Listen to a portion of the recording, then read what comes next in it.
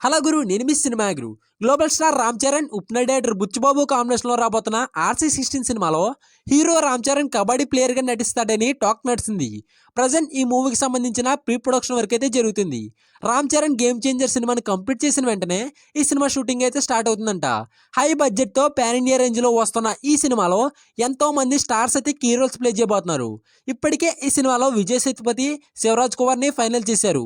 లేటెస్ట్గా Bollywood beauty heroine అయిన జాన్వీ కపూర్ని హీరోయిన్గా ఈ సినిమాలో సెలెక్ట్ చేసినట్లు సినీ ఇండస్ట్రీలో టాక్ నడిచింది.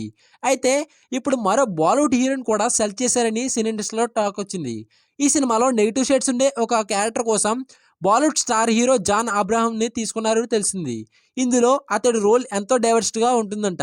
ఇది పక్కన పెడితే గతంలో జాన్ అబ్రహాం తెలుగులో సినిమా చేయనని చెప్పాడు. అలాంటి వాడినే రామ్ చరణ్ సినిమా కోసం ఒప్పించారు. మరి అందుకే మనోడిని గ్లోబల్ స్టార్ అని అన్నారు.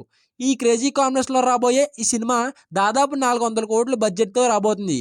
ఈ సినిమాకి ఏఆర్ రెహమాన్ మ్యూజిక్ అందిస్తున్నాడు. రామ్ చరణ్ ఫ్యాన్స్ అయితే ఒక లైక్ వేసుకోండి గురు. ఇలాంటి సినిమా కబుర్లు కావాలంటే మా ఛానల్ని సబ్స్క్రైబ్ చేసుకోండి.